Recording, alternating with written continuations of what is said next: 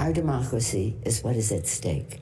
The president leaves us no choice but to act because he is trying to corrupt, once again, the election for his own benefit.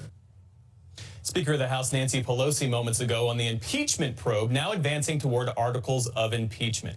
Here now is Elizabeth Wydra, president of the Constitutional Accountability Center, and Alan Barron, who served as special impeachment counsel to the House Judiciary Committee during 4 judicial impeachments. So, Alan Barron, this is more than an academic exercise for you. You've lived and breathed this stuff before.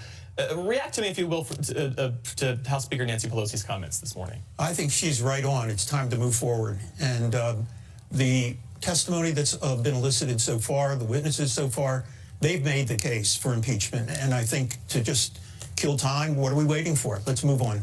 Yeah, and that's the exact opposite argument that Jonathan Turley, the Republican called witness, was making yesterday. Let's listen to a bit of what he had to say. Impeachments require a certain period of saturation and maturation. That is, the public has to catch up. I'm not prejudging what your record would show, but if you rush this impeachment, you're going to leave half the country behind. And certainly that's not what the framers wanted. You have to give the time to build a record.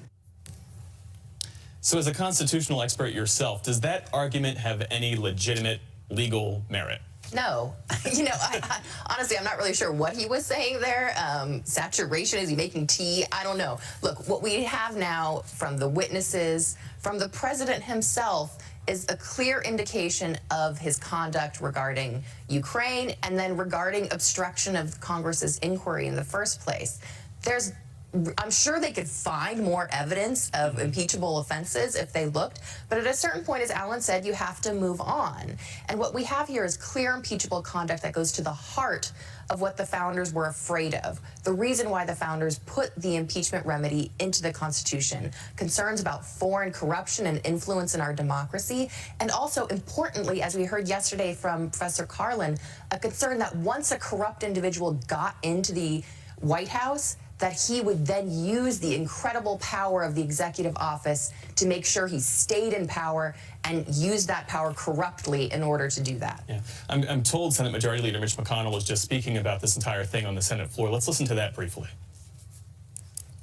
The Speaker gave a speech on national television to push forward her rushed and partisan impeachment. Not one word on the outstanding legislation the American people actually need. Democrats are too busy hosting a panel of law professors.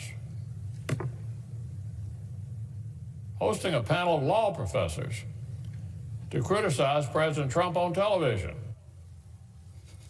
Hosting a panel of law professors, he says, with some indignation there in his voice. What do you think? I've heard, or I'm told, that the White House counsel was at meeting behind closed doors with Senate Republicans yesterday, and he made clear to them that the White House intends to mount a defense when or if this process moves to the Senate. Is that a good idea? Should they bring forward live witnesses, people who so far have refused to participate in the House portion of this, people like Mick Mulvaney, Secretary Mike Pompeo, other people? Well, the fact that they refuse to participate in the process makes them very vulnerable on cross-examination. Where were you when we were looking into the question of impeaching? So that's a real problem for them. And they've created their own problem by being so recalcitrant about participating in the process. And that's going to come back to bite them. Elizabeth, did the framers set out clear directives for how a Senate trial might work, beyond the fact that it goes 6 days a week and the senators have to be behind their desks and all that? So the Constitution really just says that the Senate has the power to try the impeachments. And in this particular case, because it's the president, the Chief Justice of the Supreme Court, John Roberts, will sit and preside over that Senate trial. We have Senate rules that tell us how it will go. And I think certainly the hope is that Mitch McConnell will have a robust, transparent trial. Because, look, you know, he derides that there were law professors talking about the Constitution yesterday. I think that's incredibly important. This is a serious, solemn duty of Congress. The House is doing its duty now. We have the Senate that will take up the trial. And it's important to explain to the American people what exactly the Constitution requires when it comes to impeachment and what is impeachable conduct. And I just think that Professor Gerhardt said it right. If this is not an impeachable offense, what is? Elizabeth Wydra, Alan Barron, my thanks to you both.